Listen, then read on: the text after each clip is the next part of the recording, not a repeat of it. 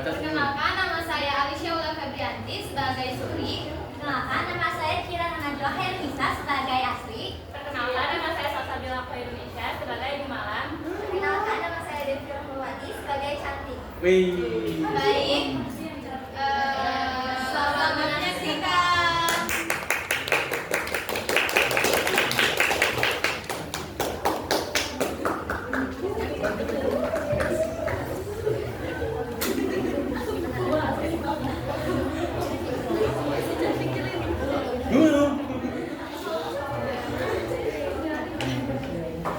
Suatu hari, 6 bidadari bersaudara memandang jauh ke bawah, ke arah bumi yang terlihat begitu luas dan penuh kehidupan. Dengan rasa penasaran yang besar, mereka bertanya-tanya tentang keadaan di bumi. Mereka ingin melihat langsung bagaimana keadaan di bumi, merasakan kebahagiaan, kesedihan, serta berbagai warna kehidupan yang tidak pernah mereka temui di kayangan. Keinginannya semakin kuat hingga akhirnya mereka memutuskan untuk meminta izin turun ke bumi. Tanpa mereka sadari, keputusan itu akan membawanya pada sebuah perjalanan yang penuh pelajaran dan takdir yang tidak pernah mereka bayangkan sebelumnya. Kala itu, langit masih terlihat cerah akan birunya. 6 saudara bidadari kayangan tertawa penuh bahagia karena akan menuju bumi untuk pertama kalinya. Sesampainya di bumi, 6 saudara bidadari tiba di hutan yang indah dan sunyi. Mereka bermain sembari menikmati ketenangan yang bumi sajikan. Beberapa berlari ke sana kemari, dan ada pula yang terduduk menikmati hembusan angin.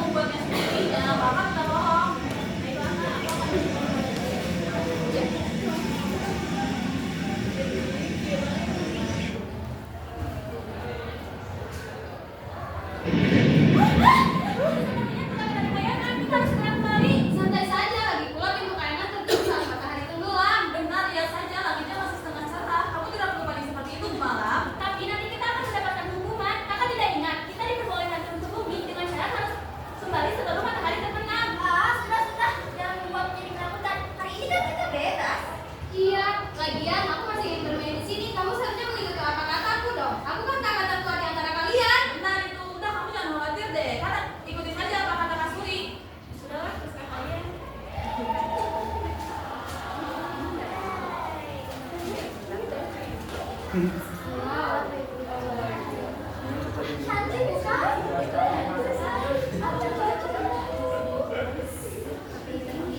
Makanya mandiri dong. Apa-apa harus sama kan? Iya, asik pakai kok Kak. Warnanya sama serasi. Aku yang paling cantik, aku kan paling cantik kan? Iya. Aku paling cantik di sini. Kamu ini kan aku paling cantik di sini.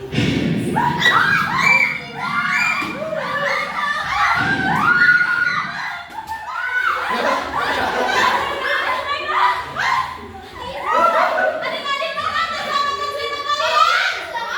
Sudah jangan banyak bicara. Selamatkan cerita kalian.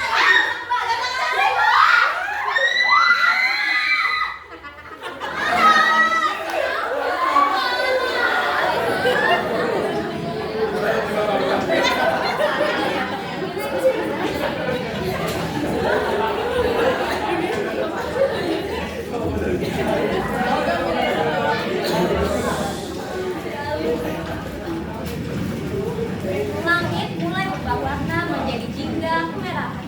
Tanda dia makin berakhir. Angin berhembus membawa saat-saat hujan masih berterbangan di udara. Suara aliran sungai terdengar sangat jelas, namun tidak mampu menenangkan kegelisahan yang menyelimuti suasana. 6 putri berada dalam keadaan kacau. Napas mereka tersengal, pakaian mereka kotor dan rusak, dan wajah mereka dipenuhi rasa cemas serta putus asa.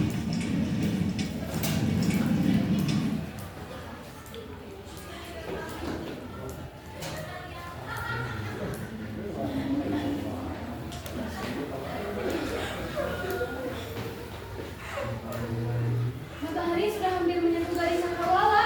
Bagaimana kita akan bisa kembali? Mana selendang kalian? Tidak ada Kak Suri, semuanya sudah hilang, terbakar begitu cepat. Lihat tanganku, sakit sekali. Bagaimana aku bisa pulang kalau kulitku terluka seperti ini? Mendengar remeh udara, tangisanmu itu tidak akan membuat selendangmu untuk kembali. Tidak semua dalam masalah. Tidak semua. Lihat, ada satu yang tersisa. Ada satu yang lolos dari api. Syukurlah ada satu yang selamat. Tapi siapa yang akan memakainya? Tentu saja aku. Sebagai kakak yang tertua, aku harus pergi ke Kayangan untuk meminta ayahanda mengirimkan kereta kencana untuk menjemput kalian. Itu adalah peraturan Kayangan. Peraturan. Jangan nangis. Setelah kamu sampai di Kayangan, pintu gerbang Kayangan akan ditutup agar api di bumi tidak menjalar ke langit. Kau ini hanya menyelamatkan diri kamu sendiri saja. Jaga bicara mencanting. Aku hanya menjalankan tugas. Tugasku sudah gagal, sejak kau membiarkan hutan ini terbakar begitu cepat. Ini semua salah kau, sampai Kayangan hukum kita. Benar, lagi pula aku yang paling pantas, aku yang paling mempunyai fisik kuat. Kau tidak pantas. Berikan saja selendang itu kepadaku. Tidak, aku tidak mau jadi manusia. Manusia itu bau. Mereka keriput, mereka tua.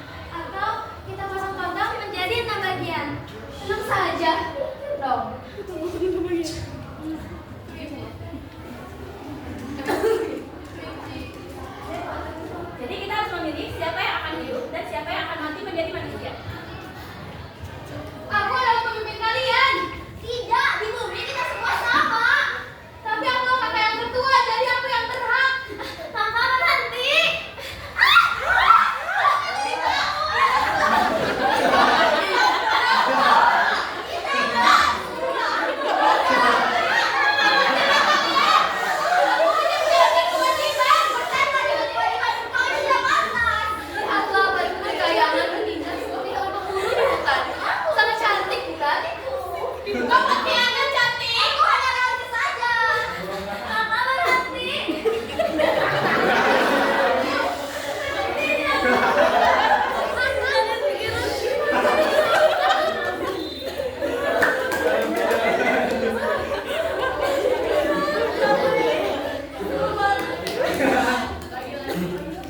Lagi.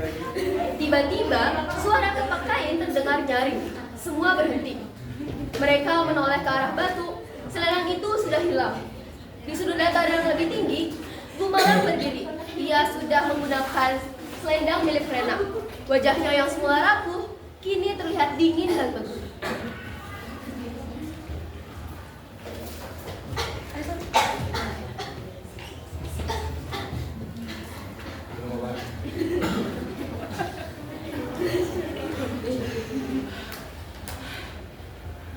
Gumalang, apa yang kau lakukan? Jangan lakukan ini.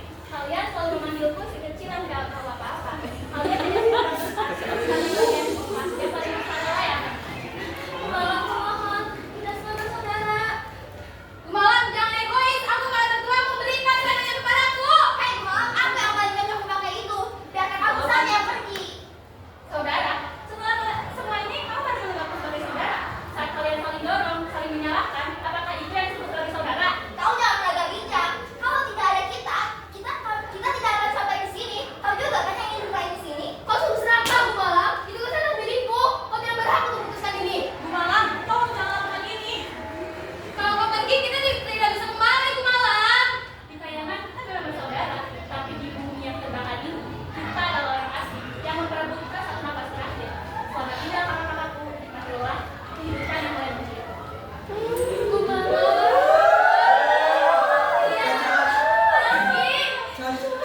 Dan selendangnya, Tetap di sini.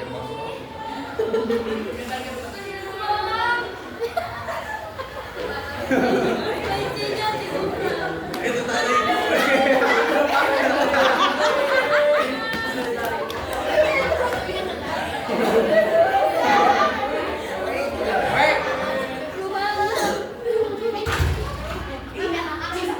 Ya, Bapak adik. Ini bagian. Berikan bagian kepada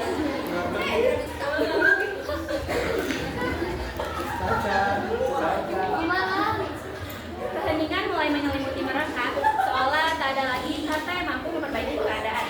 Waktu terasa berjalan lambat, menyisakan penyesalan yang menggantung di udara. Tak ada yang berani saling menatap, hingga akhirnya dari antara mereka terdengar tawa kecil yang lirih namun penuh kepahitan.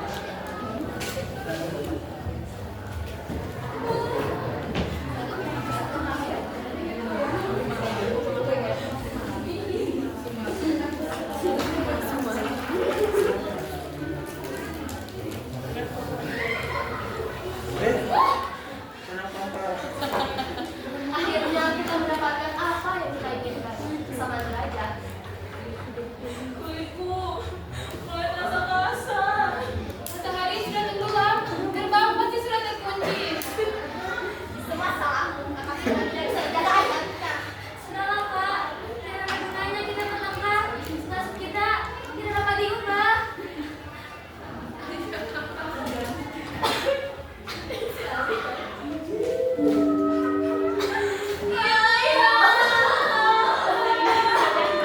Bahwa keserakahan, ego, dan keinginan menang sendiri dapat menghancurkan kebersamaan. Ketika kita berada dalam sebuah bisnis, seharusnya yang diutamakan adalah kerjasama, saling percaya, dan kepedulian, bukan saling menyalahkan atau berebut kepentingan pribadi.